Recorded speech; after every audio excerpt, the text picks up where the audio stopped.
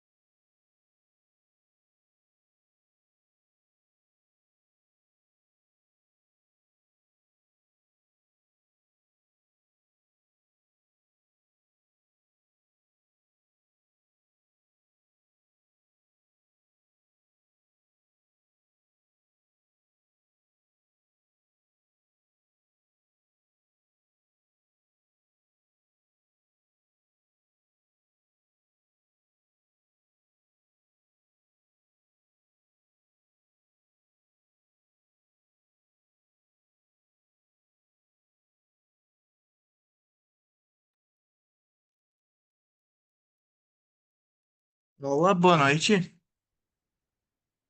Oi, boa noite. Oi. Bem, eu tô sem vídeo porque o meu notebook tá com um problema na câmera, mas eu vou dar o suporte hoje, tá bem? Para Tá, Horizontes. deixa eu, Aham. co- deixa eu ativar minha Mas câmera aqui. eu tô tentando ativar, mas ela não tá Não, cooperando. me enxerga? Não. Não, eu te enxergo bem, aham. Eu Ah, só então. imagino que não me enxergue porque a minha Não. câmera do notebook ela tá meio ruim. Tá. Mas daí eu vou dar o suporte hoje. Eu não sei se também tu vai precisar passar alguns slides, se tu quiser passar para Olha, mim, eu eu até passo para tinha um ti. material, mas eu vou te dizer que eu acho que eu prefiro ficar falando assim, para não ficar muito Tudo presa bem. no. Pode ser? Aham. Claro, sem Tá, problemas. tá. Tu vai me avisar quando mais ou menos começar? Isso? Isso, a Ana vai entrar daqui a pouco, ela que vai Tá, coordenar, e daí eu vou estar dando o suporte, mas qualquer tá, coisa a gente vai conversando. Aham. tá, perfeito. Então, fico no aguardo aqui. Claro. Aham. Eu, por enquanto, estou passando os slides aqui da jornada. Tá, Então, aham.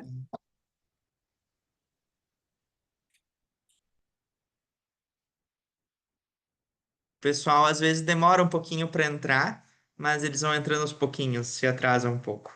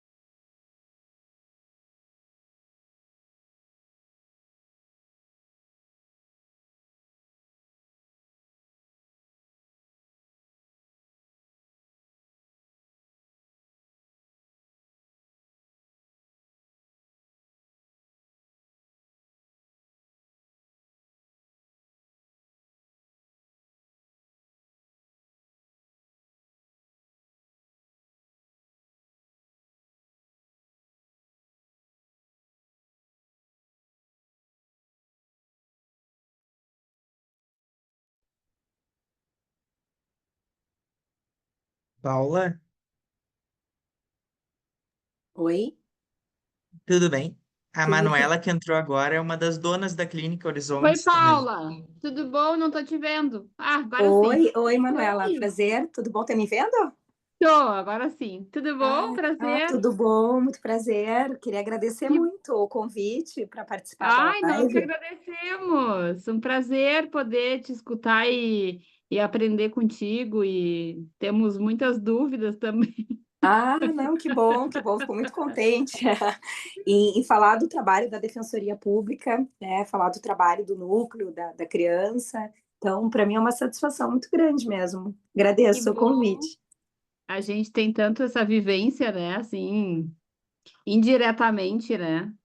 Sim, sim. E Com para esses nós, assim, a temática do transtorno do espectro autista aumentou muito no nosso atendimento, então a gente eu faço precisou ideia. também, né, buscar o conhecimento a respeito das formas, o que que a gente poderia fazer até para poder atender melhor as famílias, né? Elaboramos a cartilha, porque realmente aumentou muito a demanda na educação e na questão relacionada às terapias. Os colegas Aham. sempre reportam, assim, quando nós conversamos, especialmente nessa temática da infância, que é o que eles mais atendem hoje, né? Então, para nós, hoje, realmente é uma dificuldade, assim, porque a gente precisa orientar adequadamente as famílias em relação a esses encaminhamentos, né? E a gente sabe que normalmente são famílias que vêm muito desgastadas, né? Mães, normalmente, muito tensionadas, né?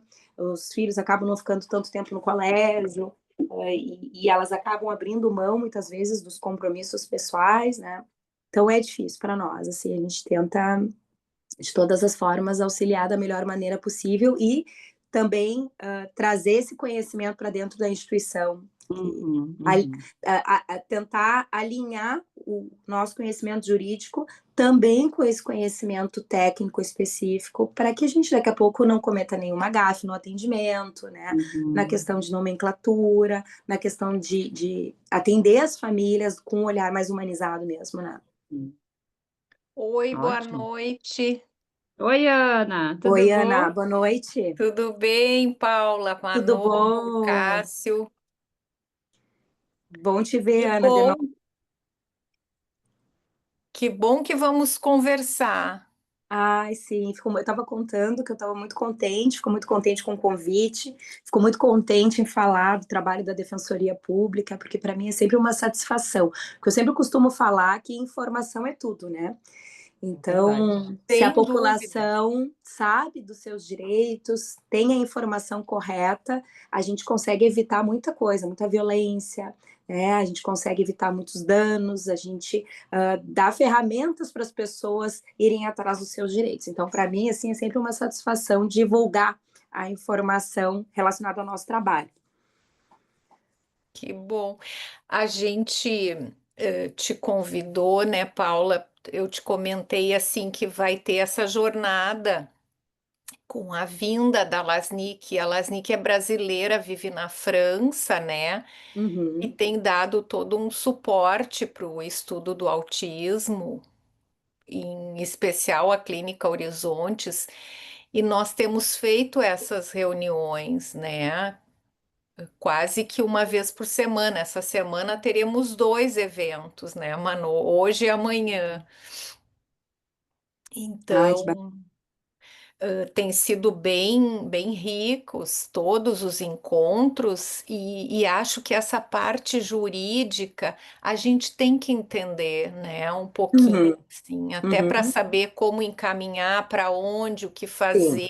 Existem muitas dúvidas, né? Quando a gente fala na questão, por exemplo, do profissional de apoio escolar, né? Eu já participei de algumas reuniões ou de algumas audiências públicas que as pessoas, às vezes, elas acabam sustentando conceitos que a própria lei não estabelece, né? Então, é importante que a gente traga essa informação para as pessoas, o que realmente, quais são os direitos que a legislação assegura e quais são os caminhos que a gente precisa percorrer para ter esse direito assegurado. Né? Não é necessariamente o caminho da judicialização. A gente tem procurado encontrar alternativas de Aham. não judicializar, de conseguir de uma forma administrativa, e eu até digo para vocês que a gente tem tido algum êxito assim, nesse aspecto. Uhum, uhum. Deixa eu ver assim. Nós já temos 12.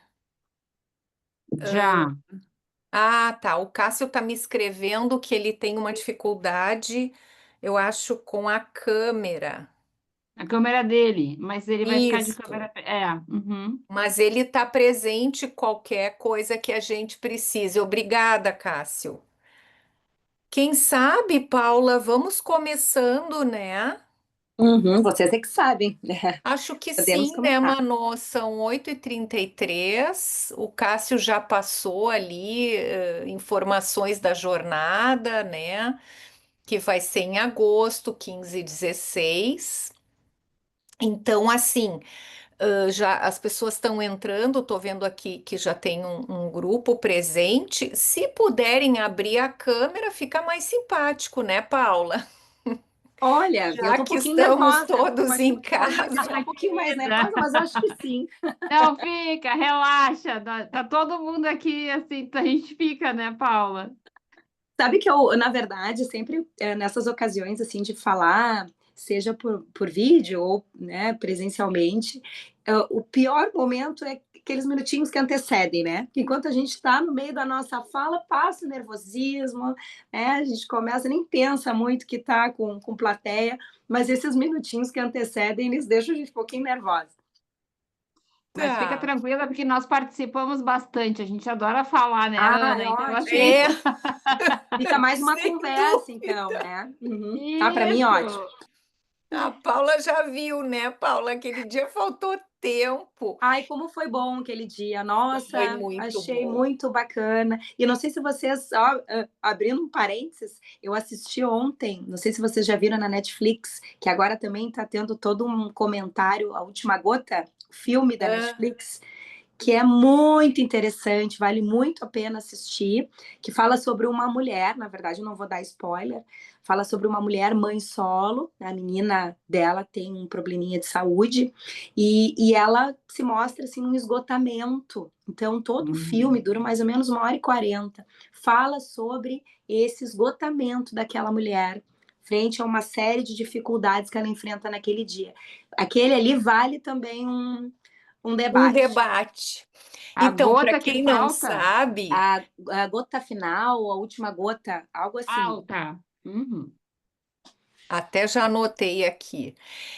Para quem não sabe, só para explicar, a Paula é defensora pública, eu já vou apresentá-la, e eu falei em nome da Clínica Horizontes, lá na defensoria, um debate que teve sobre a série adolescência. E foi muito interessante, foi presencial, né, no auditório lá da defensoria, mas ficou gravado, quem quiser Tá no pode YouTube. Tá no assistir no YouTube. YouTube. Então, eu vou apresentar a Paula, tá? A Paula é graduada em Ciências Jurídicas e Sociais pela URGS, é defensora pública desde 2007, com atuação exclusiva na área de criança e de adolescente. Desde 2016, é dirigente do Núcleo de Defesa da Criança e do Adolescente. É um prazer te receber, Paula, porque o título que tu nos dá, né, para falar atuação da Defensoria Pública na efetivação dos direitos das crianças e adolescentes com transtorno do espectro autista. A gente precisa ter esse conhecimento, como eu estava comentando, assim, logo que entrei, até para saber orientar os pais, a família, né? O que fazer, onde buscar recursos, direitos. Então, nós vamos ter um tempo para ouvir a Paula, né? Eu sou Ana Cristina Tofani, sou a coordenadora científica da Clínica Horizontes e falo em nome da clínica. A Manu também da direção está aqui conosco, né? O Cássio também faz parte da equipe.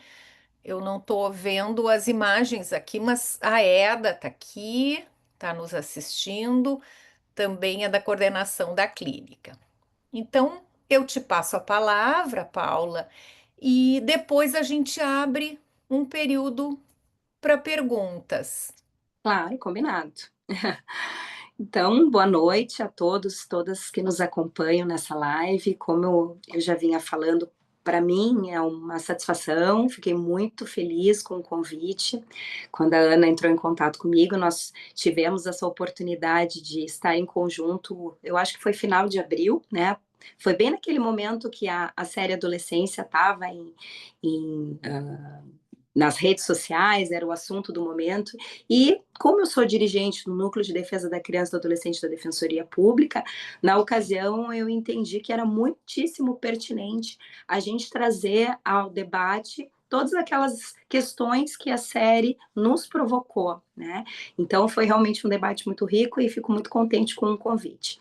Antes de iniciar a minha fala, especificamente em relação ao trabalho da Defensoria, especificamente em relação às crianças e adolescentes com transtorno do espectro autista, eu vou fazer uma breve apresentação minha e da minha instituição. Como a Ana já referiu, eu sou defensora pública há 18 anos, eu assumi no cargo no ano de 2007, tenho uma experiência aí pelo estado do Rio Grande do Sul, porque atuei em algumas comarcas do interior, comecei em Alegrete, passei por Jaguarão, Santa Cruz do Sul, vim para a região metropolitana em São Leopoldo, depois em Viamão, e em 2016 eu chego, então, na comarca aqui de Porto Alegre, na capital. Eu sempre costumo dizer que eu não acredito muito em coincidências, né? Então, em 2016, eu venho, sou removida aqui para a comarca de Porto Alegre, depois de alguns anos trabalhando no interior, e me classifiquei numa vaga específica com atuação nos direitos das crianças e dos adolescentes, especificamente na parte do ato infracional. Né? Não diz respeito a essa parte da proteção. São adolescentes em conflito com a lei, que acabam depois cumprindo medida socioeducativa. Mas, por alguma circunstância, que eu imagino que tem uma explicação, desde 2016 eu não deixei de atuar nessa área, relacionada, então, à efetivação dos direitos de crianças e adolescentes. Então, até o ano passado, em abril, eu atuava no cumprimento de medidas socioeducativas de adolescentes na fase, e eu recebi, então, em abril do ano passado, um convite do novo defensor público que assumiu, o Dr. Newton, para assumir, então, o núcleo dos direitos da criança, de defesa dos direitos da criança e do adolescente da Defensoria, uma missão que, para mim, era muito desafiadora, porque sempre fui uma defensora pública que atuou, como a gente chama, na ponta, no chão de fábrica, atendendo as pessoas, ajuizando ações, e então recebi esse convite para atuar na gestão, ou seja, num núcleo de âmbito, com atuação de âmbito estadual, que tem por objetivo ações que visem, então, a proteção dos direitos das crianças e dos adolescentes de uma maneira muito ampla. A gente, quando fala em criança e adolescente, nós temos uma série de questões que a gente precisa observar. Questões relacionadas à educação, à saúde, à integridade psíquica, à integridade física. Então, dentro dessa temática, nós temos aí uma série de questões que nós precisamos enfrentar. Por exemplo, agora em maio, nós tivemos um mês inteiro dedicado ao Maio Laranja, em razão do 18 de maio, que é o Dia Nacional de Combate ao Abuso e à Exploração Sexual contra Crianças e Adolescentes. Então, foi um trabalho que o núcleo encampou, inclusive percorrendo o estado, começamos por Tramandaí, em razão de uma situação que houve no início desse ano, numa escola, na maior escola municipal da cidade, falando com alunos, falando com professores, falando com a comunidade escolar a respeito da violência sexual, para que os educadores, os próprios alunos identifiquem as situações de violência e saibam, então, os canais de denúncia. Então, outras questões também, por exemplo, relacionadas ao acesso à educação infantil. Nós temos aqui, não só em Porto Alegre, mas em outras cidades do nosso estado, uma demanda muito grande por vagas na educação infantil. A gente sabe que a escola é um espaço de proteção, é um espaço importantíssimo que não se restringe às questões pedagógicas. Nós temos ali um ambiente de segurança alimentar, que as famílias precisam para cumprir as suas rotinas, encaminhar os seus filhos para que consigam dar andamento à sua vida de uma maneira muito tranquila. Então, é uma demanda que a Defensoria Pública, por meio do núcleo, também acompanha de uma maneira muito presente o acesso das crianças à educação infantil, sobretudo, né, nessa etapa da primeira infância. Aliado a isso, eu faço uma referência também, que se refere ao núcleo da criança e adolescente da Defensoria Pública, uma série de cartilhas que nós elaboramos, visando, sobretudo, a educação em direitos. Então, nesse aspecto, eu faço referência a uma cartilha sobre bullying e cyberbullying, porque é uma temática que hoje é bastante presente nas redes sociais, nas escolas, e a gente sabe que muitas vezes com resultados muito danosos dentro do ambiente escolar. Esse ano mesmo nós já tivemos alguns registros. Nós temos uma cartilha específica sobre violência sexual. Nós temos cartilhas também relacionadas ao acolhimento institucional. Temos, se a família tem uma criança que foi acolhida institucionalmente, a quem ela deve recorrer, o que ela deve fazer para tentar, então, recuperar o convívio familiar, para que essa criança retorne ao convívio familiar. Então, assim, temos atuação em diversas frentes, pensando justamente em difundir a informação.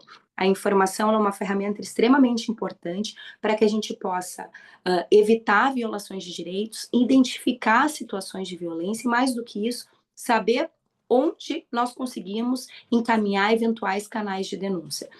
A informação, ela fortalece as pessoas e a preocupação da Defensoria Pública é justamente isso, promover educação em direitos. A Defensoria Pública, dentro do sistema de justiça, ela é uma instituição das mais novas, porque ela, na verdade, ela foi criada com a Constituição Federal de 1988.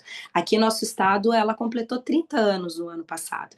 Então, dentro desse sistema, ela acaba sendo a mais nova e, com isso, nós temos ainda algumas conquistas que, aos poucos, nós acabamos tendo, né? Conquistamos aos poucos.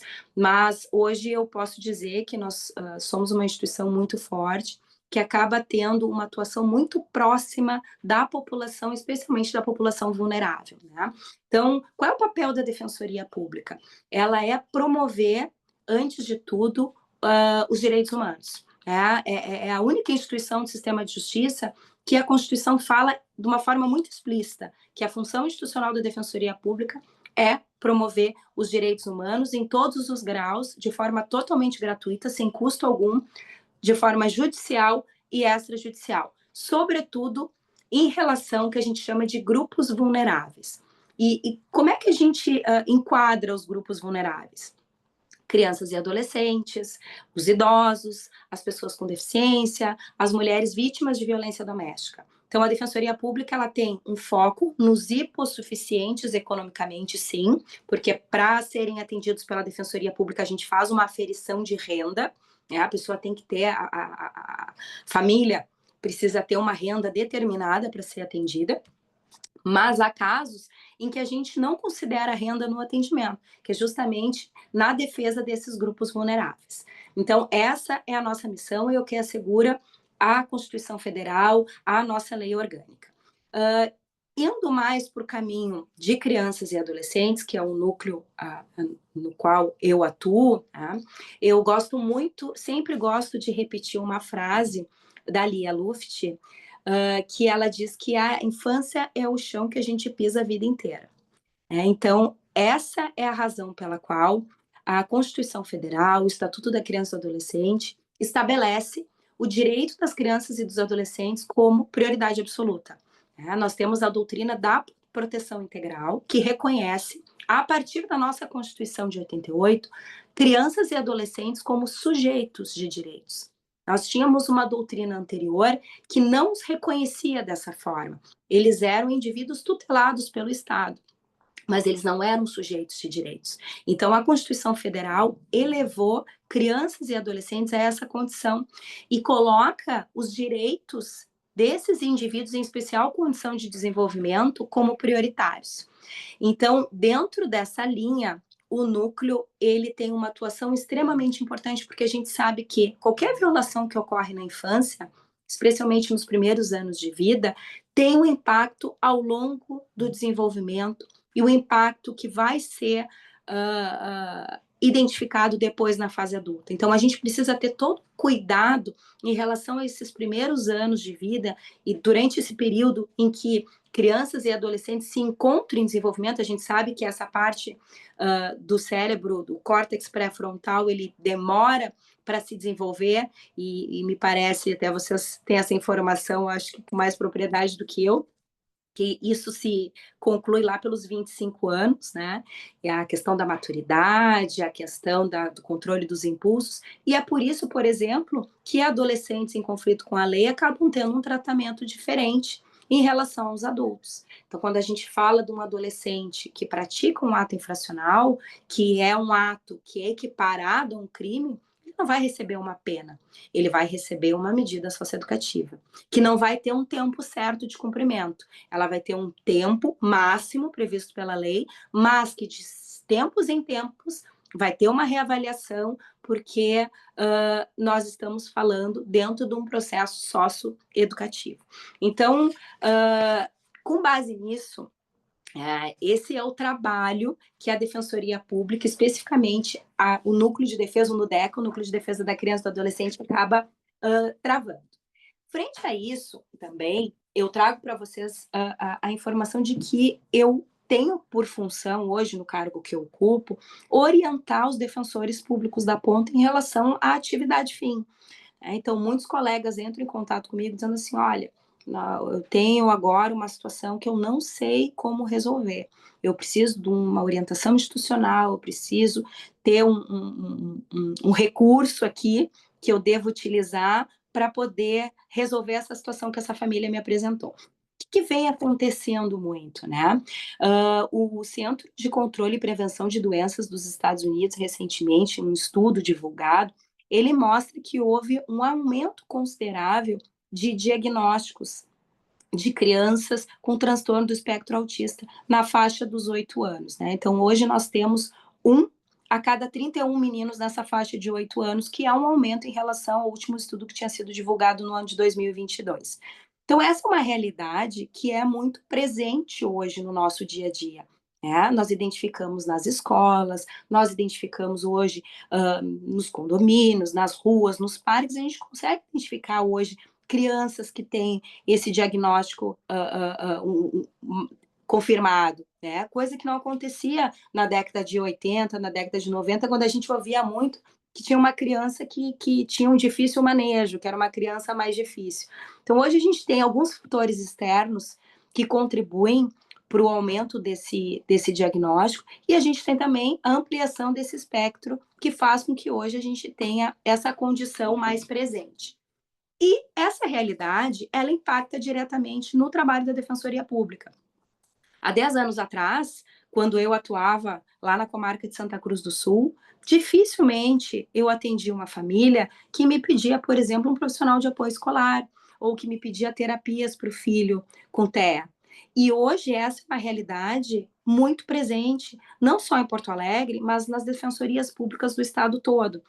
Então, assim, o que os colegas acabam me trazendo?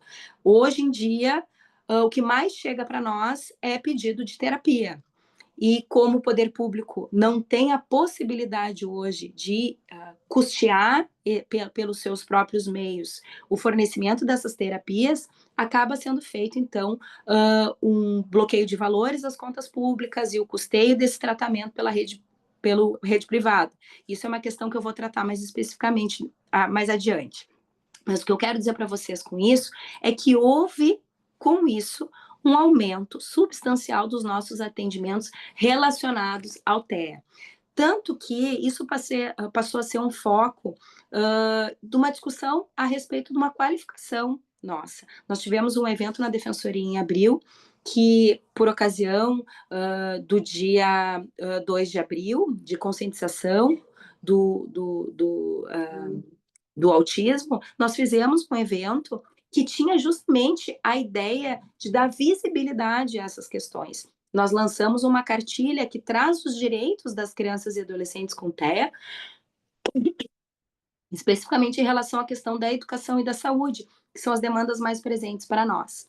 Então, quando a gente fala em direito, né, crianças e adolescentes com transtorno do espectro autista, eu não vou fazer referência a artigo de lei, eu vou fazer referência aqui ao quais são as leis que trazem direitos e o que a gente pode fazer para efetivar essas garantias, né? Então, é muito importante, no primeiro momento, a gente falar da Lei Berenice Viana, que é a Lei 12.764 de 2012, que ela institui a Política Nacional dos direitos da pessoa com transtorno do espectro autista. Para quem não sabe, a Berenice Piana, ela é uma mãe atípica, né? Então, ela, em razão da experiência pessoal dela com o filho mais novo, que tem o diagnóstico do transtorno do espectro autista, ela acabou, então, se movimentando no sentido de que essa lei pudesse ser promulgada e que fossem assegurados com ela uma série de direitos, especialmente relacionados à educação e à saúde, né? Com isso também, a gente pode fazer referência a Lei Brasileira de Inclusão da Pessoa com Deficiência, que é o chamado Estatuto da Pessoa com Deficiência, que traz e reforça outros tantos direitos que a Lei Berenice Piana já estabelecia. O que a gente pode fazer referência em relação a esses dois regramentos, que me parece que são os principais quando a gente fala de criança e adolescente com transtorno do espectro autista?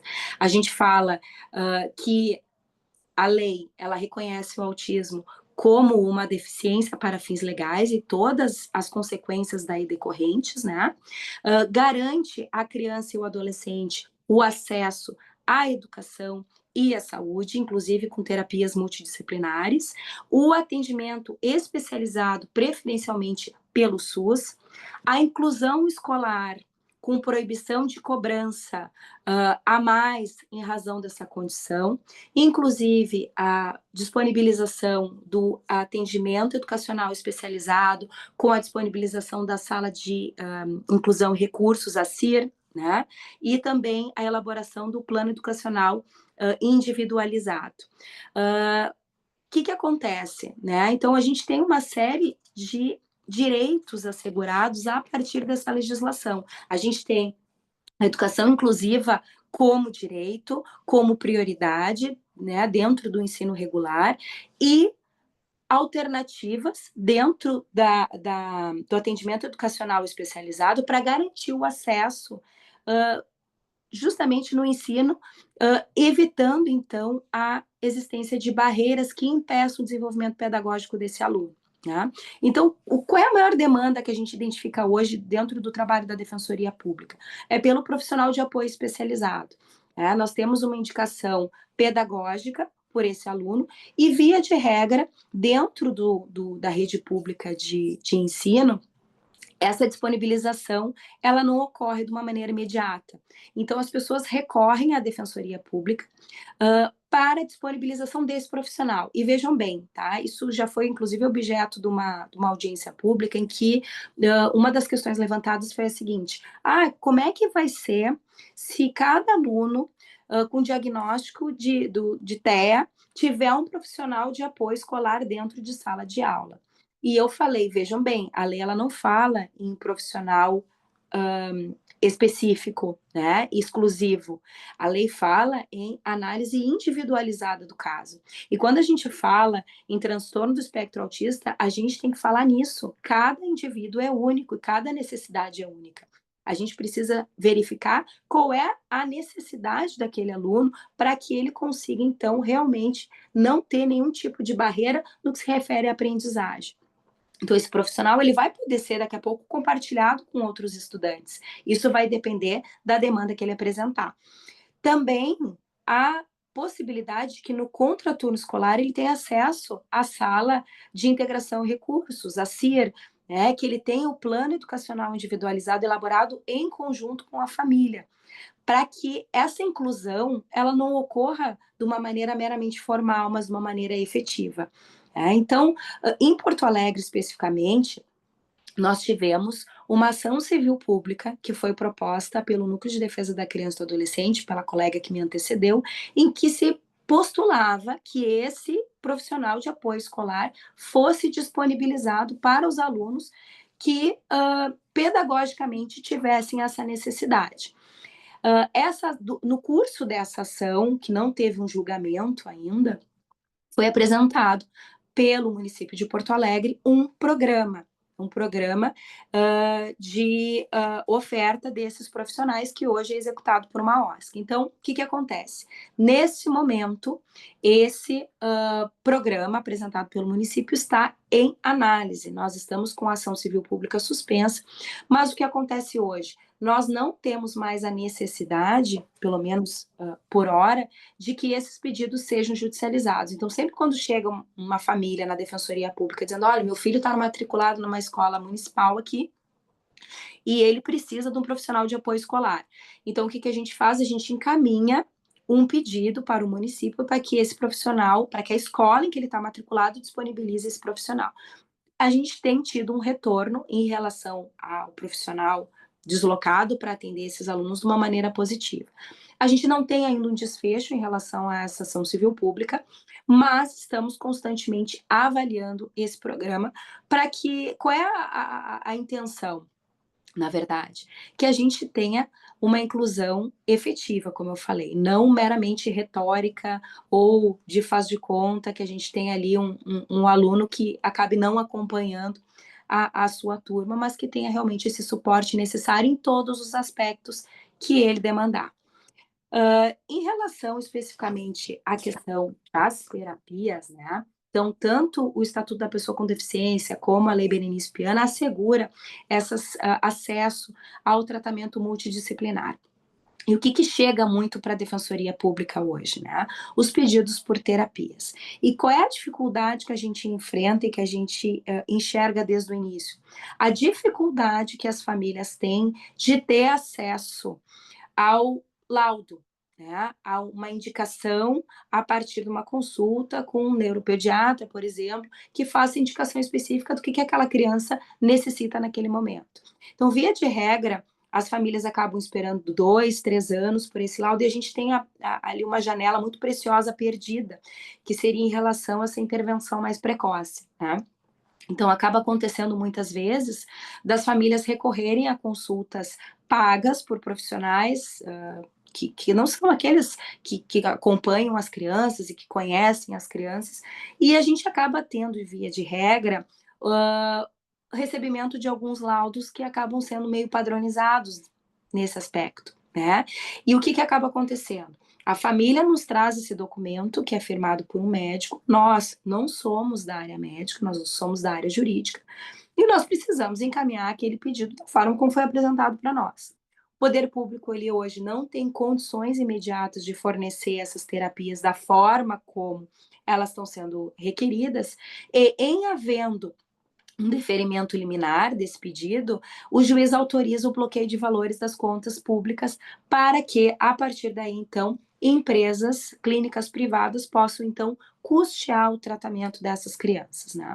Só que isso acaba gerando um transtorno absurdo no que se refere ao andamento processual. Vocês imaginam se para cada processo, a cada 3 meses, nós temos bloqueios de valores que são realizados a partir da apresentação de orçamentos, e após esse período, para que novo bloqueio de valores seja realizado, nós precisamos prestar contas em relação aos valores pagos, em relação à frequência dessas terapias por essa criança ou por esse adolescente. Então, assim, acaba sendo um trabalho absurdo e nem sempre efetivo para as famílias, porque muitas vezes a gente acaba dentro dessa burocracia de comprovar prestação de contas, de solicitar novo bloqueio, a interrupção desses tratamentos que a gente sabe que é tão importante para o desempenho, né, dentro da reabilitação desses pacientes.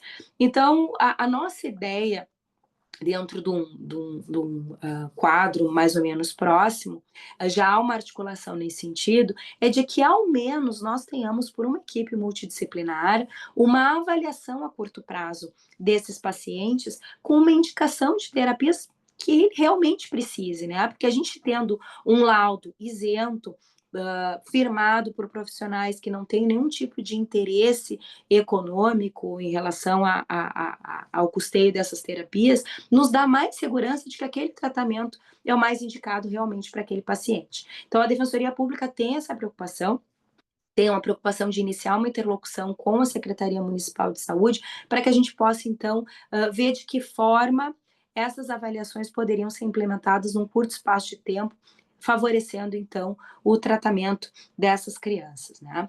Em relação ao âmbito do Estado do Rio Grande do Sul, eu não fiz referência em relação ao profissional de apoio escolar, a gente também tem um canal de muita abertura com a Procuradoria do Estado, com a própria Secretaria Estadual de Educação, que também disponibiliza, a partir de pedidos administrativos, esse profissional de apoio.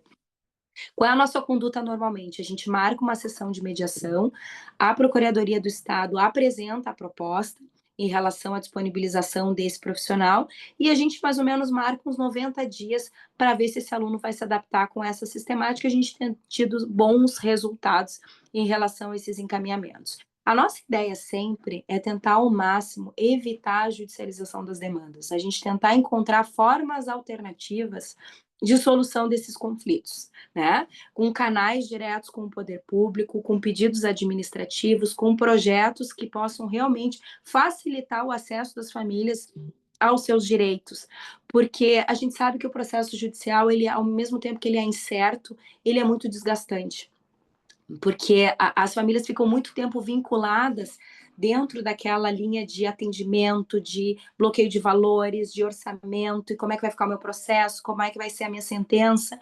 Então, se a gente estabelece um canal certo com o poder público em relação à efetivação, seja do profissional de apoio escolar, seja em relação às terapias, a gente dá segurança e a gente conjuga dois fatores muito importantes para que esse paciente possa ter uma evolução, uma autonomia desenvolvida e possa, dentro do seu desenvolvimento, ter aquilo que a família realmente espera no que se refere a uma reabilitação efetiva e uma vida funcional. Bom, em relação ao trabalho da Defensoria Pública dentro desse fluxo, no que se refere à efetivação do direito, foi o que eu mais ou menos anotei aqui. Eu deixo só uma frase da Berenice Piana que eu acho muito simbólica, que ela diz o seguinte: preciso pedir a vocês que não se entreguem ao desânimo ou ao desespero. Somos mais fortes do que a maioria da população, porque a própria vida nos transformou. Unidos em solidariedade, venceremos mais essa. Então, é uma frase de uma mãe atípica, de uma mãe que muito bravamente buscou e busca a efetivação dos direitos do seu filho, e é mais ou menos isso que a gente, como instituição, também busca, né? A efetivação de direitos, que a gente evite violações e sempre tenha um canal de acesso à justiça, tá? Então, fico muito aberta aqui a qualquer dúvida, a qualquer questionamento que vocês tenham em relação ao trabalho da Defensoria Pública.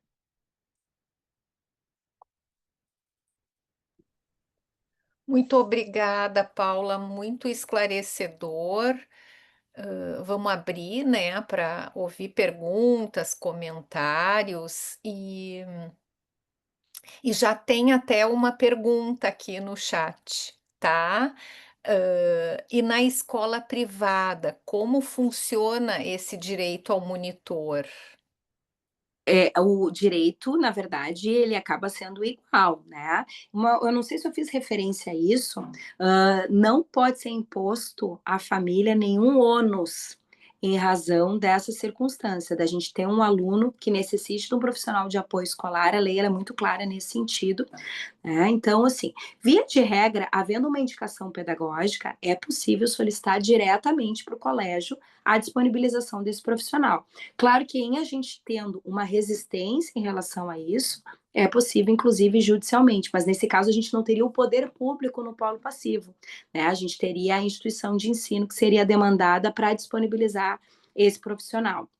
E uma outra questão que eu lembrei também, que eu já tinha anotado aqui, eu acho que eu acabei não referindo, é que a lei Berenice Piana, né, que instituiu a Política Nacional de Proteção dos Direitos da Pessoa com Transtorno do Espectro Autista, ela proíbe que escolas, isso a gente sabe que acontece, né? Mas existe uma proibição de que escolas neguem a matrícula em razão da criança ter esse diagnóstico, né? Isso, inclusive, pode configurar crime de discriminação, né? Então, além do gestor ele receber uma penalidade administrativa, ele também pode responder criminalmente por essa conduta. Mas a gente sabe o que acontece, né? Via de regra, as escolas dizem que não tem vaga, né? acabam, então, maquiando essa realidade, negando a vaga em razão dessa condição do aluno. Mas, respondendo à pergunta, no que se refere à instituição privada, sim, há a necessidade de destinação desse profissional, independente e sem a imposição de qualquer ônus em razão dessa circunstância. Tá? Uma coisa que se fala muito, né? A lei, ela é um pouco, ela não definiu muito bem a questão da qualificação desse profissional. Né? Então, hoje a gente vê de tudo, né? A gente vê exigência como, em alguns casos, como nível médio, outras a gente vê a pedagogia, outras a gente vê estagiários. Então, assim, a lei hoje, ela não fala muito bem qual seria a qualificação técnica desse profissional, né? Mas a gente precisa pensar o seguinte: esse profissional ele precisa estar preparado para realmente auxiliar esse aluno, né? A gente precisa ter um profissional que não contribua para que esse aluno se desorganize ou não consiga retomar a sua organização assim dentro de sala de aula. A gente precisa ter alguém que, de uma maneira qualificada, contribua na inclusão efetiva. E, via de regra, às vezes a gente acaba tendo uma dificuldade nesse aspecto, né? É tão importante, Paula, esse teus esclarecimentos, porque, por exemplo, eu acompanho uma situação no consultório e foi exigido da família, né, que colocasse um acompanhante terapêutico. Então, a família providenciou, a escola não providenciou, né? Uma escola privada. Uhum. Então, essa pergunta que foi feita aqui no chat esclarece muito a mim e talvez, né, a maioria das pessoas aqui presentes. Tem uma Mas, outra pergunta no chat, mas a Josi está com a mas mão só, levantada. sim, mas só um comentário. Eu acho que, assim, desculpa, oi, Paula, eu estava chegando, estava com a câmera fechada, eu dei um oizinho no chat.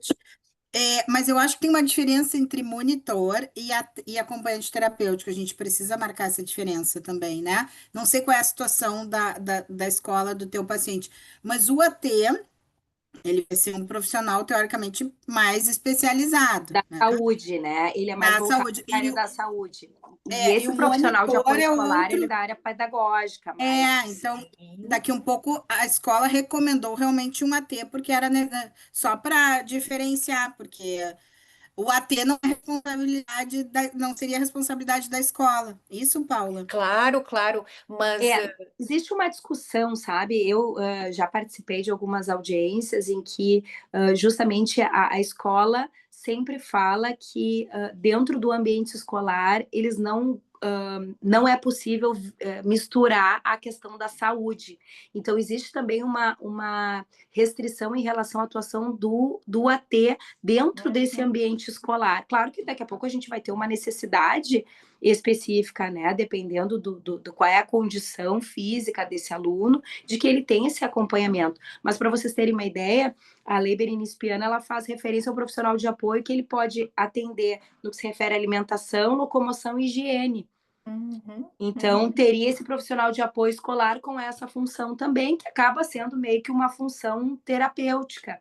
Então, é isso que eu quero dizer para vocês. A própria lei não é muito clara em relação à função, em relação à qualificação desse profissional. E isso acaba gerando uma série de dúvidas, né? Inclusive, em relação a de quem é essa obrigação. Eu diria o seguinte, a obrigação é da escola. Se é um profissional que vai acompanhar o aluno na escola, a escola que precisa arcar com esse custo e não impor para a família que arque com esses valores. Mas a gente sabe que na prática acaba acontecendo, né? exatamente. Vamos ouvir a Josi. Boa noite, Paulo. Obrigada Boa noite. por toda a contribuição que tu trouxesses, né, com a tua fala. Só um adendo a isso que vocês estão referindo, e depois eu faço a minha pergunta. Na maioria das escolas particulares, o que tem se visto é exatamente a escola solicita, né, que a família providencie, que a família banque esse profissional de apoio. E como a Paula mesmo, né, como tu dissesses antes, são casos que têm que ser vistos dentro das suas individualidades, porque nem todo autista é igual, né? Então vai ter o que precisa do apoio mais pedagógico e vai ter o que precisa do manejo de comportamento, né? Então essa coisa do AT e do monitor. Mas a minha pergunta é outra. Tu está falando dos processos que chegam até vocês, que vêm com os laudos, né? E ao mesmo tempo dessa demanda escolar. E eu fiquei curiosa para saber, já que, né, a gente aqui na Horizontes trabalha com identificação precoce, precocíssima de riscos de autismo,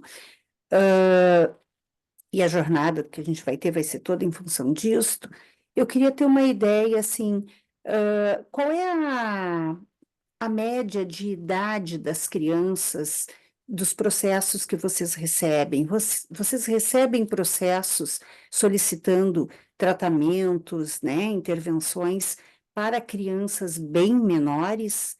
Ou a maioria é quando entra na escola que a coisa então aparece e a família vai buscar as ajudas? Na verdade, o que que acontece? O que nós identificamos é justamente isso, né? Nós temos um aluno que já está matriculado na escola, que ele não é não está nos primeiros anos de vida, ele já vai ter lá os seus 5, 6 anos, e aí, a partir dessa interação na escola, ela normalmente sinaliza para as famílias essa necessidade do diagnóstico, de que a família acabe, então, investigando melhor, porque ele começou a apresentar sinais na escola, de que possa ser enquadrado dentro do espectro. Então, o que a gente acompanha na Defensoria Pública não são crianças nos primeiros anos de vida, são crianças já com quase se encaminhando para o ensino fundamental e que a gente percebe que já teve uma janela ali perdida em relação a essa intervenção, né? E normalmente as pessoas, as famílias nos procuram pedindo elas agendam um atendimento pedindo uma coisa ou outra, e aí a gente acaba questionando, mas a senhora já encaminhou a terapia?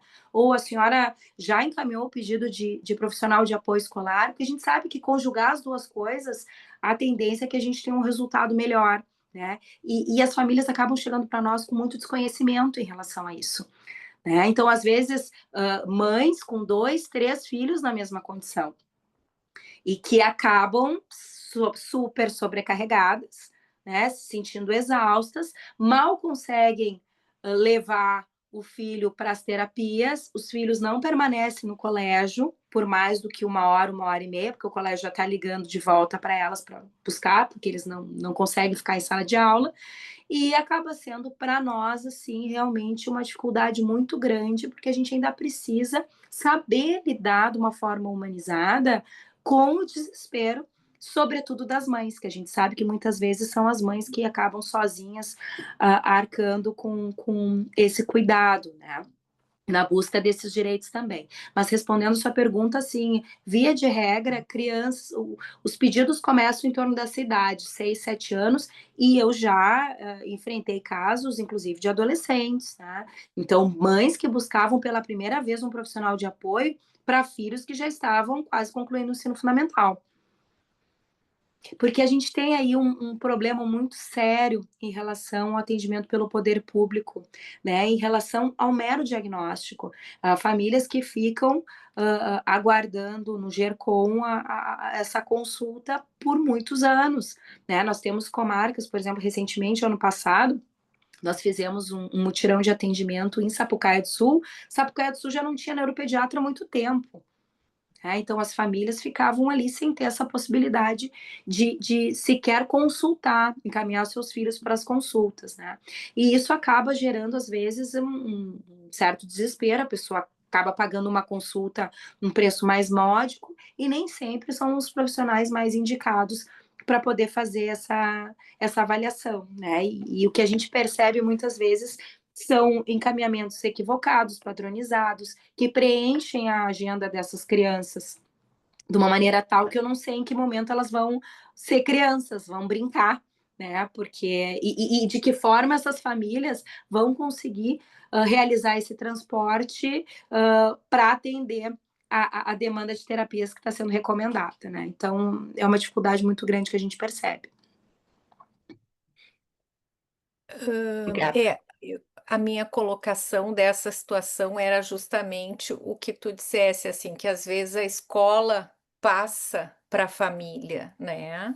E por isso pediu lá um acompanhante terapêutico para não colocar um monitor.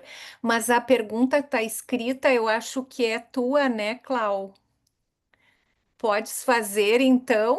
Ou tu queres que eu... Pode ser, boa noite, obrigada, Boa Ana, pelo Boa noite. noite. convite, obrigada, Paula, pela disponibilidade, está muito bom te ouvir. Eu sou pediatra e eu trabalho, meu nome é Cláudia, eu sou pediatra e eu trabalho no SUS, trabalho numa ESCA e no Hospital de Clínicas, orientando ambulatório de pediatria. Então, assim, ó, a gente recebe uma pressão muito grande de laudo, para fazer laudos, né? Com as mães desesperadas para não perder esse período assim de mais tão importante, né, na fase inicial. E a gente recebe assim também mães que foram consultar em neuro particular e dizem que precisam do laudo feito pelo médico do SUS. Isso é uma dúvida que eu tenho, que se é uma coisa que procede.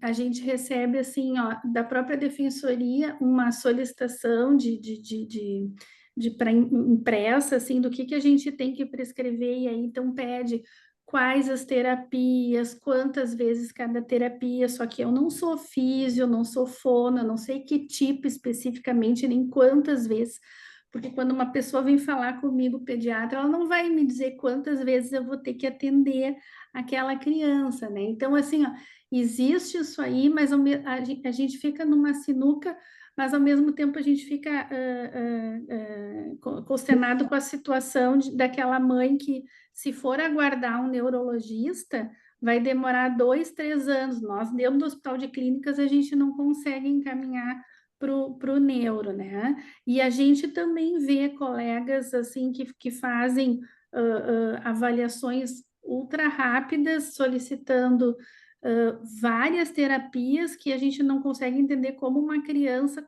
conseguiria fazer aquela quantidade de terapias ali descritas, né? Eu acho que isso tudo também tem muita relação assim com a retirada de pediatras dos postos de saúde, a falta de um neuropediatra numa área intermediária que não precisava ser hospitalar, né? E ainda mais uma pergunta, tu disseste que vocês não têm, digamos assim, ó, quem é a pessoa que deveria fazer o laudo, né? Eu entendo que, por exemplo, o pediatra que trabalha com desenvolvimento, acho que poderia também, né? Não tem nada assim que tem que ser neuro, que tem que ser psiquiatra, isso é uma dúvida que eu tenho. Acho que é isso, assim, em princípio, tô compartilhando isso tudo e várias. Sim. Na verdade, o que acontece? Para ajuizar uma ação, né, e eu falo isso a partir aqui dos retornos que a gente tem nas ações propostas em Porto Alegre, via de regra, também nas demais comarcas do Rio Grande do Sul, os juízes acabam requerendo que seja um laudo firmado por um médico, né? E eu concordo. E isso foi uma discussão até que a gente estabeleceu, né, Renata, na sexta-feira, a gente conversou muito sobre isso num evento que teve na Defensoria Pública, que deveria ser uma equipe multidisciplinar, sem dúvida alguma, porque cada um vai ter um olhar em relação àquela criança, aquele adolescente. Mas o que hoje se coloca na justiça é a necessidade de que seja um laudo firmado por um médico, né? Não necessariamente um médico do SUS, né? Tanto que muitas vezes as ações que nós propomos, elas têm por base um laudo particular, porque as pessoas acabam recorrendo a uma consulta particular, e a partir dali, então, é avaliado em relação à concessão de uma liminar ou não. Ou seja, o que significa? Se desde logo essas terapias vão ser exigidas do poder público, inclusive mediante o sequestro de valores, né? Em relação ao tempo de espera, né, para consulta, o juiz entende como mais ou menos razoável um prazo de 90 dias. Né? Então, se daqui a pouco essa criança está esperando menos de 90 dias por um laudo, ele entende que é uma espera razoável, após isso, não. Ele entende que não se justifique e determina, então, que essa consulta seja realizada, né, por ordem judicial. Eu concordo que muitas vezes essas avaliações que acabam sendo realizadas, né, pela via particular, por profissionais que não conhecem as crianças, que fazem de uma maneira mais superficial, acabam indicando de uma maneira equivocada, né, porque a gente percebe ali que a própria família não tem nem condição de disponibilizar o seu tempo ali para levar a criança em todas aquelas terapias. Mas é aquilo que eu falei, né? Nós somos da área jurídica e a gente tem uma família que depositou toda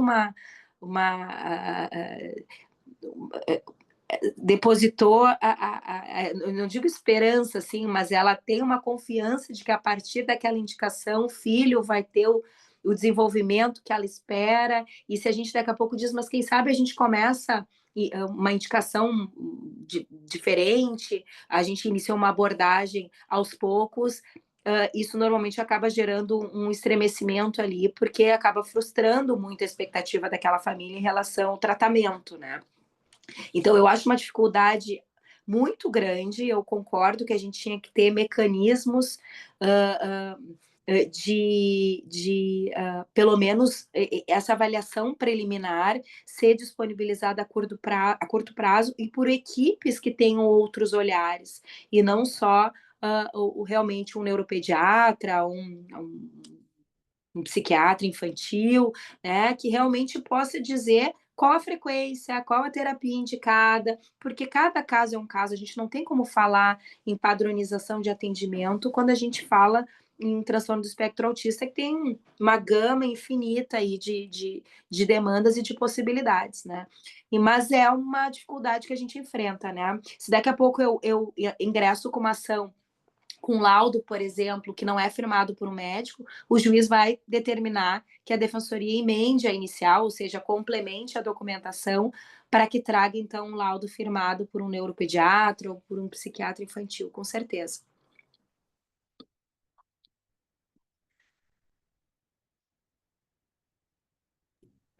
Que bom te ver por aqui, Cláudia.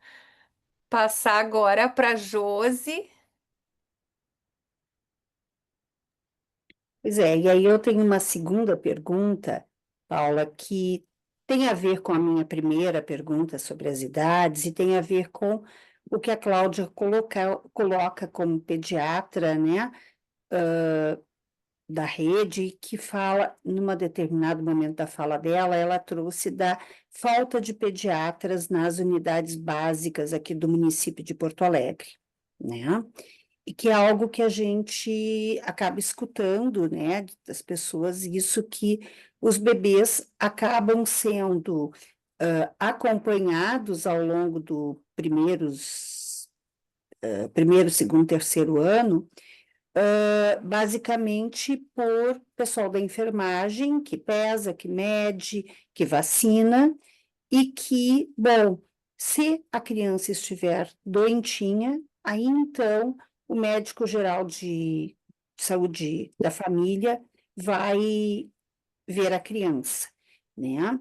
E isso faz com que até mesmo a percepção que o pediatra poderia ter com o acompanhamento mensal do bebê nos primeiros meses, ao longo do primeiro ano, já pudesse ir identificando fatores de risco,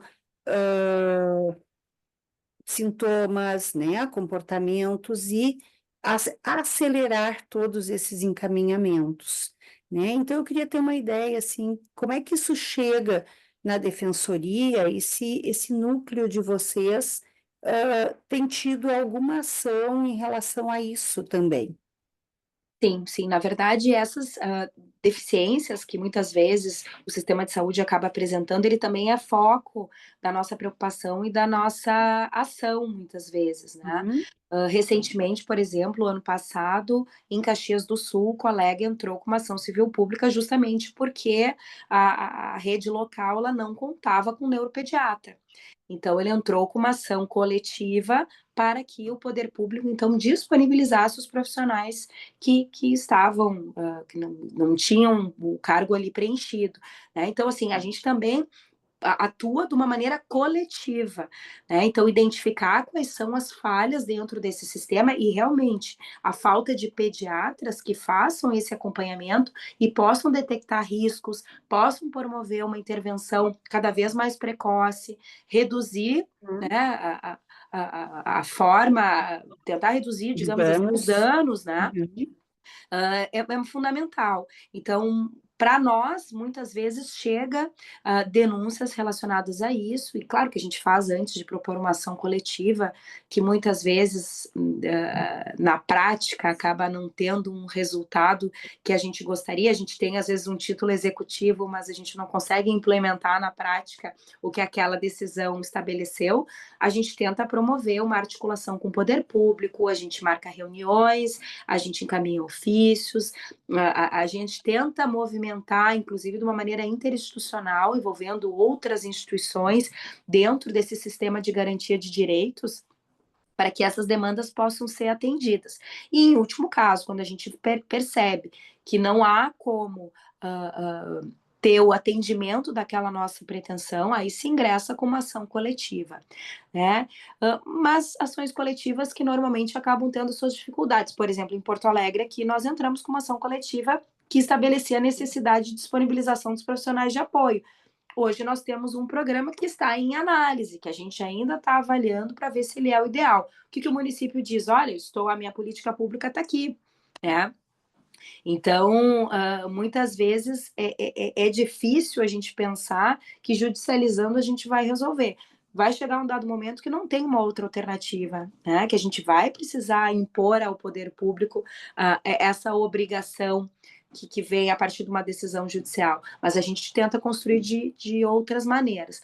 Mas a identificação da falha do número desses profissionais dentro da rede, sem dúvida alguma, é algo que é monitorado pela Defensoria Pública também, porque isso gera um prejuízo, sem dúvida, para a população, né? Porque não é nenhuma questão da falta dos profissionais para o atendimento, que é uma outra questão grave também, né? Dentro da rede Seria do o município. acesso dessas famílias a esse atendimento, é isso? É a Exato. distribuição. Né? Porque existe uma central, mas que é muito limitada. Mas até mesmo essa questão que é muito anterior, que é essa do diagnóstico precoce, do encaminhamento precoce e tudo mais.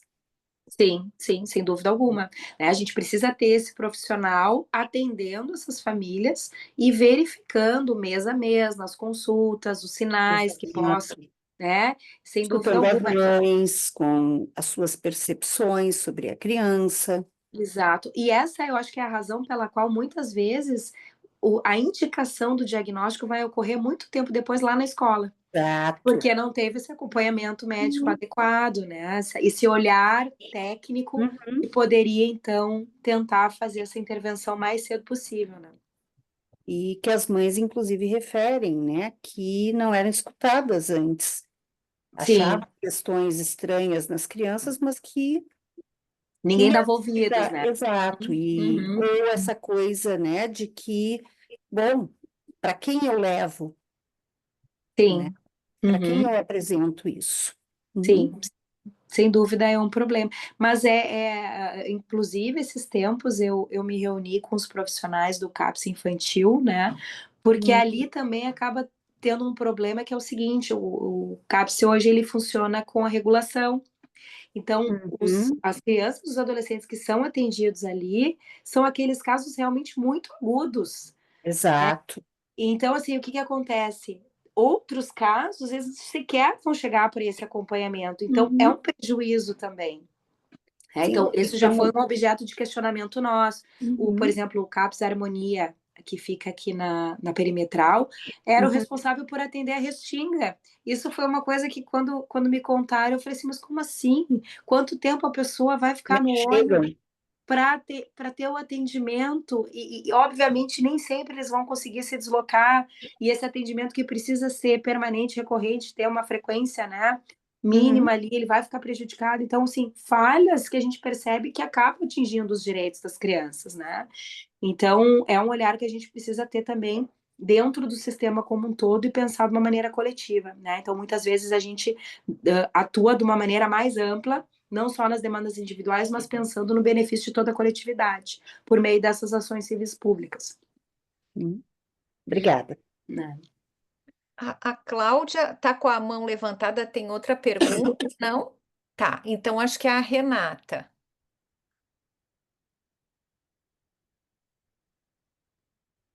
Então, quero agradecer a presença da Paula, né?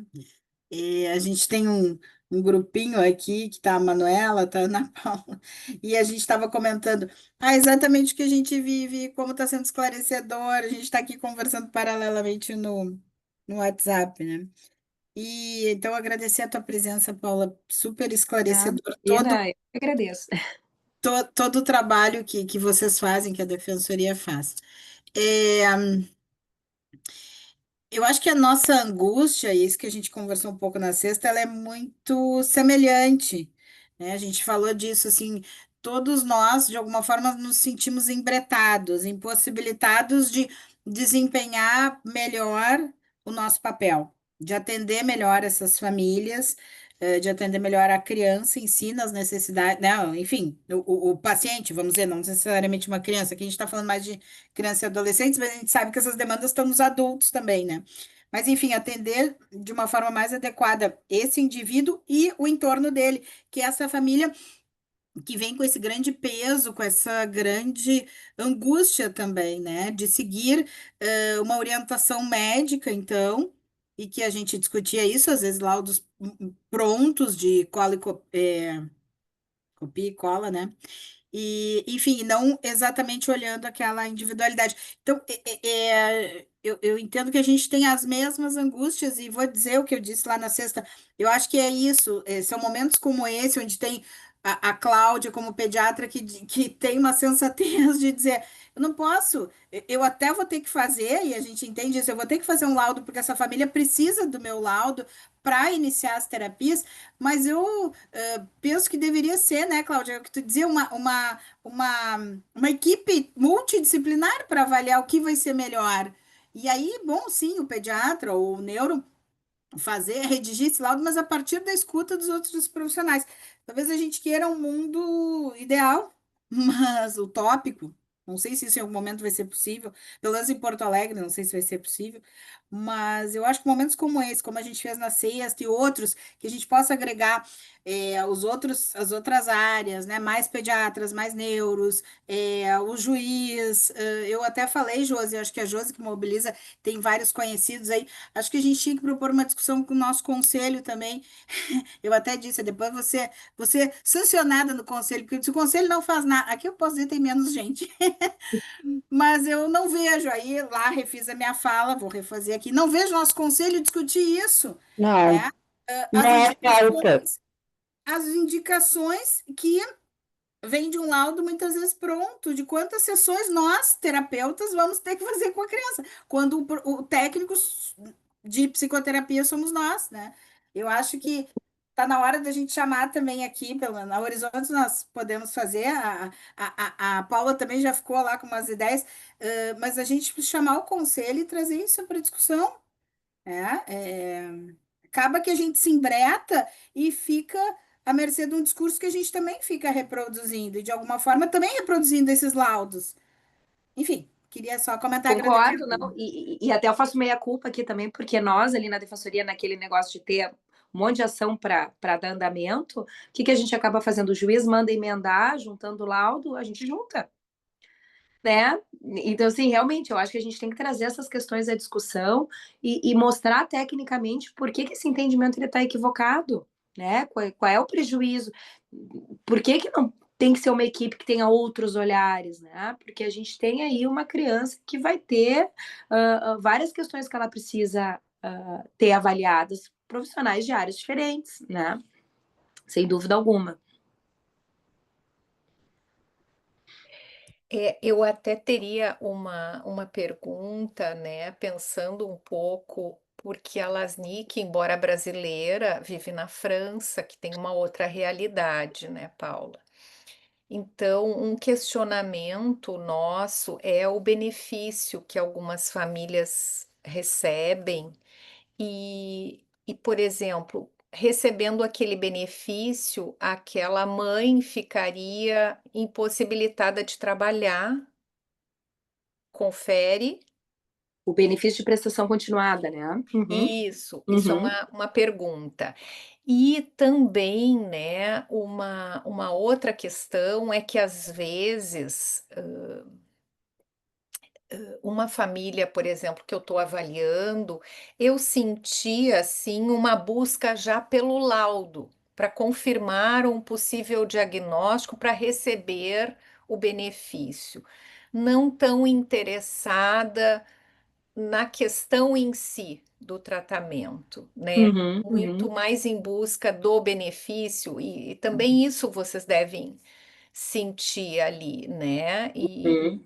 E aí, por exemplo, né, num caso, eu já tenho um laudo de um neuro que fez uma avaliação online de uma consulta e já deu o diagnóstico, né?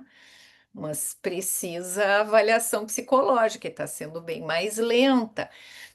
E então, assim, também tem essa busca pelo benefício, às vezes mais do que o tratamento em si, para beneficiar a criança, né, ou a própria família, porque o tratamento beneficia a família inteira, não só Uhum, uhum. a criança ou adolescente, né, com o transtorno.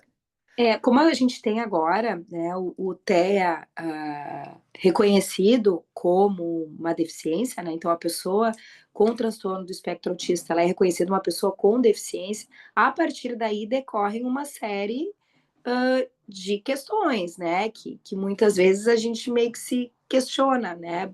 Muito bem como tu está colocando, né? O benefício da prestação continuada, a isenção do IPVA na compra do veículo, né? Então, assim, alguns benefícios que decorrem daí, em razão dessa condição, né?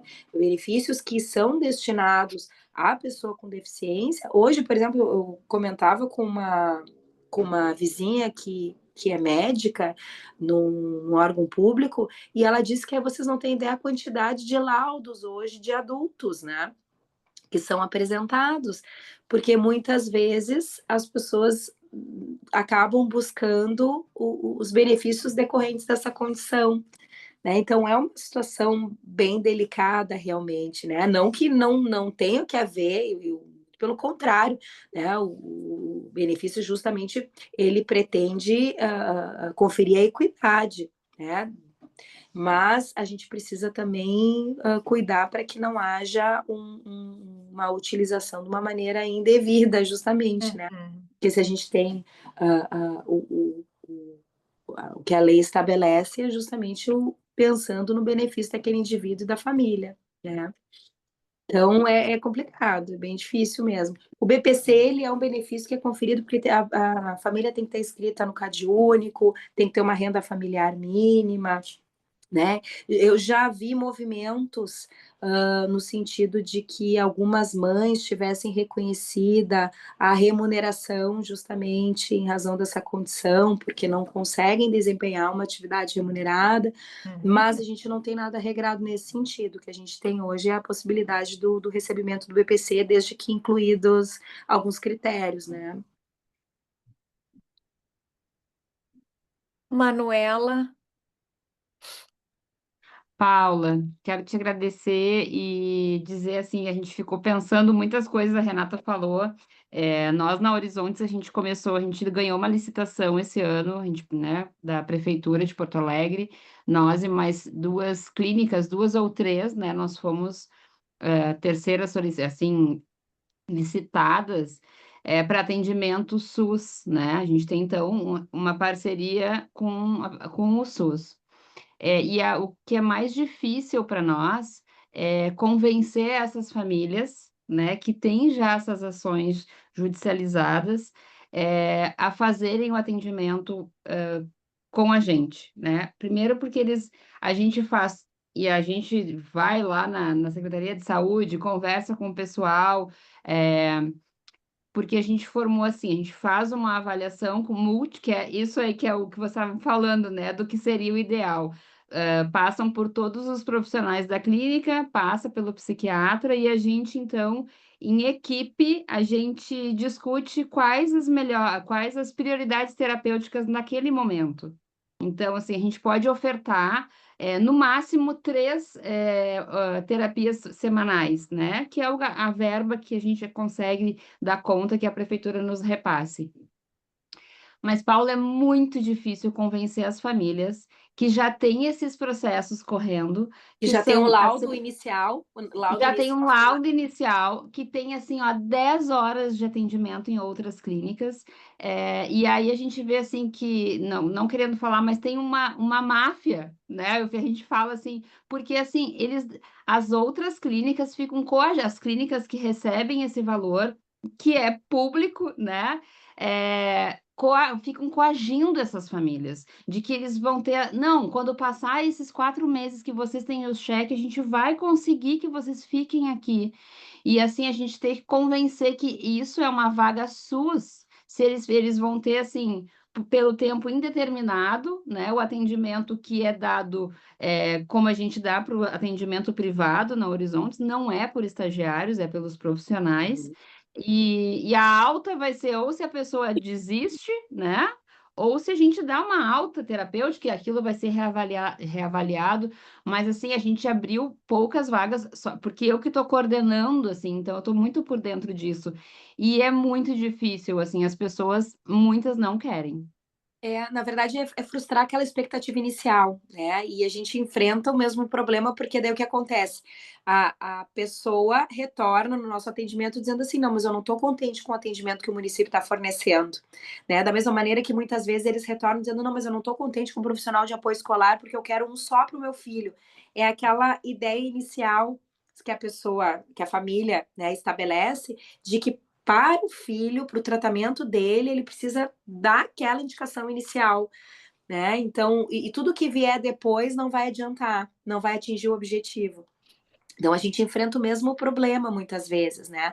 Por isso é que eu acho que o ideal é que a gente tenha a avaliação num curto espaço de tempo por uma equipe multidisciplinar, que não tenha fila. O poder público precisa pensar em algo assim para justamente evitar que se quebre essa expectativa da família, né? Porque a gente compreende, né? É o primeiro contato que ele tem com a indicação. Então, ele se apega àquilo, né? Então, para que a gente evite esse tipo de frustração, digamos assim, a gente precisa ter esse mecanismo. Nem que o poder público daqui a pouco não consiga dar andamento a esse atendimento, mas pelo menos a gente confia nessa avaliação inicial que está sendo realizada. A gente sabe que ela não tem nenhum interesse comercial por trás, né? E que é uma indicação individualizada, que vai ser adequada para aquele paciente, né? Da mesma maneira também que o profissional de apoio. Muitas vezes as famílias elas chegam com aquilo porque se criou muitas vezes esse entendimento de que o profissional de apoio escolar tem que ser exclusivo. A lei não fala exclusivo.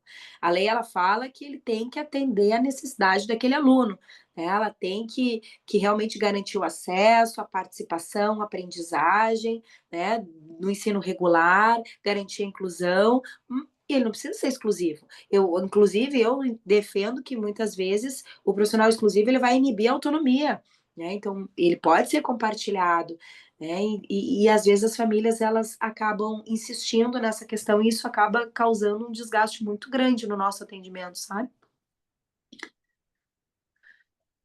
Imagino. Temos mais Obrigada. 2 pessoas e aí depois eu acho que a gente vai encerrar. Então, a Cláudia.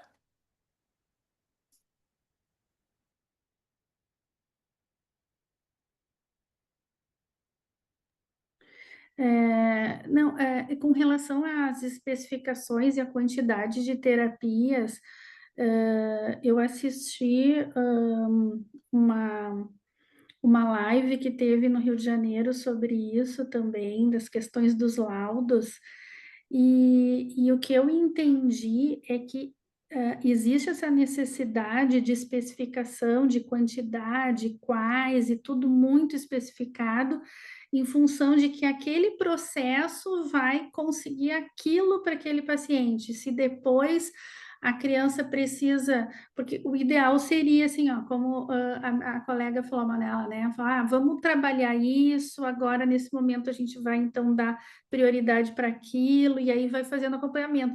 Mas pelo que eu entendi, por parte da justiça, existe uma necessidade de que se preveja tudo que a criança precisa, porque se depois ela precisar de mais alguma coisa, bom, aí tem que fazer um novo laudo, um novo processo. Então, não sei se tu podia falar um pouquinho sobre isso. O que acontece, né? O processo judicial, ele é inaugurado, ele inicia com uma peça que chama petição inicial. E tudo que acontece no processo, ele está vinculado ao meu pedido ali. Então, assim, tudo depende do que eu pedi. Se o advogado, o defensor, ele chega lá e diz assim, o meu pedido é psicoterapia 2 vezes na semana, terapeuta ocupacional 1 vez na semana, fono 3 vezes na semana, eu vou ficar vinculada a esse pedido. Então, a gente precisa adequar e dizer o tratamento recomendado por equipe multidisciplinar de acordo com a necessidade, né? Porque, assim, sempre que eu tiver um fato novo, eu vou poder ajustar a minha pretensão, né? Então, assim, via de regra, eu acho que em razão dos pedidos que são encaminhados, que eles acabam ficando muito vinculados ao que aquele laudo inicial diz, isso acaba se perpetuando, né? Então, assim, enquanto não houver nenhum laudo que reveja aquilo que ficou determinado de início, fica valendo aquela determinação inicial, né? Então, e a gente sabe que quando a gente fala em saúde, as coisas elas podem mudar de acordo com a abordagem, né? Então, eu diria o seguinte, eu acho que tentar modificar a forma como esses pedidos são encaminhados e vincular sempre ao tratamento multidisciplinar recomendado de acordo com as necessidades do paciente, não vincular ao que diz especificamente aquele laudo que subsidiou a petição inicial.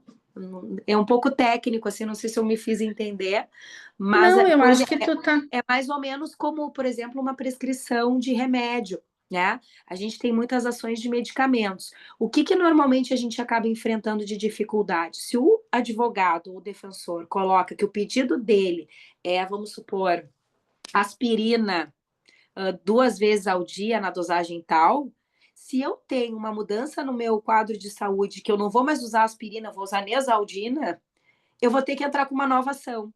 Agora, se eu digo que o meu pedido é o fornecimento do medicamento para tratamento de cefaleia, aí eu vou conseguir ajustar o meu pedido de acordo com a minha necessidade, mesmo que ao longo do processo eu tenha uma alteração do tratamento recomendado. Ai, que bom! Então, assim, ó, então, eu me sinto pressionada, assim, nisso. Então, eu acho que a gente pode colocar, assim, ó, encaminhar as terapias, a psico, fono, físio, estimulação precoce, conforme a necessidade e não fazer um fechamento de quantas precisa, Só que daí a gente ou esbarra num precisa... problema. Sabe qual é o problema nesse caso especificamente? Muito provavelmente o poder público, ele num primeiro momento não vai conseguir atender a essas terapias todas. A família vai precisar fazer um pedido de bloqueio de valores. Para ela fazer um pedido de bloqueio de valores, ela precisa de orçamento. E para ter orçamento, ela precisa da quantidade. Então, é uma dificuldade que a gente enfrenta hoje. Sim. Sabe? Então, assim, eu diria assim, o sistema como um todo, ele não ajuda, né? Porque a gente não vai ter um atendimento, é o que acontece, via de regra, o próprio CERTA aqui, ele atende 300 famílias, né? Então, assim, é uma capacidade de atendimento muito reduzida que acaba fazendo com que haja um bloqueio de valores das contas públicas para custeio um estabelecimento privado. Para isso, eu tenho que ter orçamento, e para ter orçamento, eu preciso ter isso codificado, como receita de bolo, né? Que é o que a gente justamente está questionando aqui. Então, é difícil, nesse momento, fugir um pouco dessa... Porque daí a família vai retornar e vai dizer, mas doutora, eu preciso que a senhora me diga quantas vezes na semana eu preciso vir aqui. Por isso, né? Porque se a gente tivesse realmente um sistema que fizesse esse atendimento sem a família precisar recorrer ao pedido de bloqueio, eu acredito que a gente poderia encaminhar de uma maneira diferente, sim. Mas essa petição inicial é modificável, né, Paula? Então, na medida em que for sendo Depende do meu avaliado, pedido. Depende do meu pedido. depende É do isso pedido. que eu falei antes. Depende do pedido. Se eu digo que eu quero tratamento, ele pode ser modificado, né? Porque o tratamento ele pode mudar ao longo do tempo. Agora, se eu Tá. digo que eu quero fono 2 vezes na semana, TO 2 vezes na semana, se eu vinculo com aquele meu laudo inicial, aí eu vou ter que entrar com processo novo se a situação mudar. Tá. Mas A eu acho Ana, o seguinte, só respondendo a pergunta da doutora Cláudia, para tentar administrar um pouco essa angústia que eu imagino que aconteça, eu acho que talvez colocar no laudo, assim, ó, que neste momento o paciente necessita, podendo ser reavaliado, porque eu acho que essa indicação pode causar na família esse sentimento de que, tudo bem, a doutora está dizendo que pode mudar. Uhum. Muito obrigada, Paula. Já valeu muito. Eu vou compartilhar com meus colegas. Muito obrigada. Então, a Ana Paula.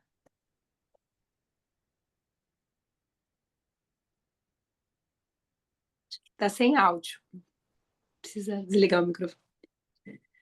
Sim, boa noite. Boa noite. Obrigada, Paula, por esclarecer tantas questões para nós.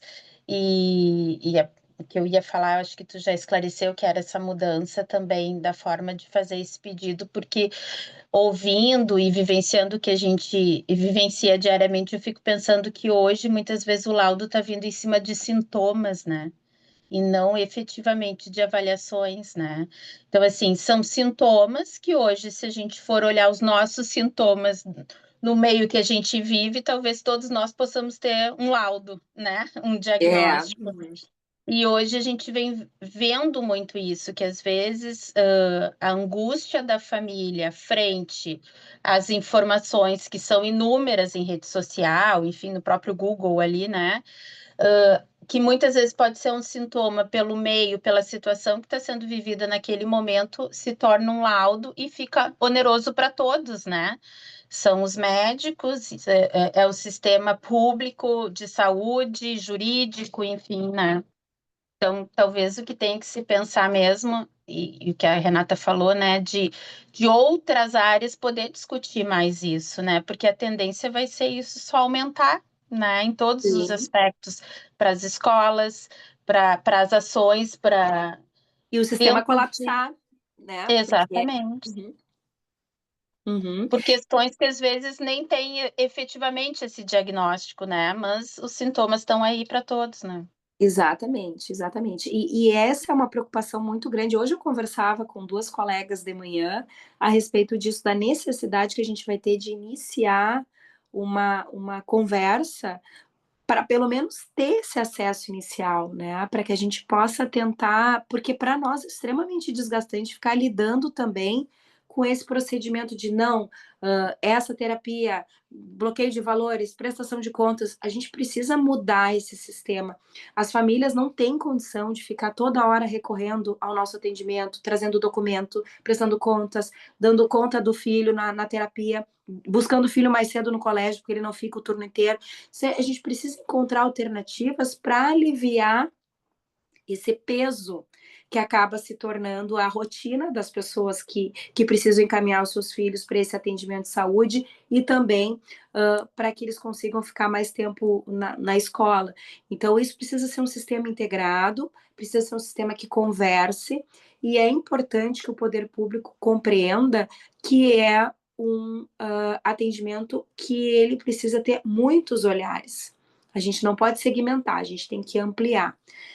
E é isso que a gente precisa. A gente, ao menos, precisa provocar essa discussão para poder causar uma mudança, né? E eu acho que é uma mudança também que passa pelo sistema de justiça, né? Então, a partir do momento que eu tenho hoje uma necessidade de juntar só um laudo do neuropediatra para indicar quais são as terapias que o meu filho vai precisar, eu acho que a gente precisa começar a questionar isso também. Trazer informação, por que está equivocado, por que a gente pode tentar ampliar para outros setores também essa avaliação, né?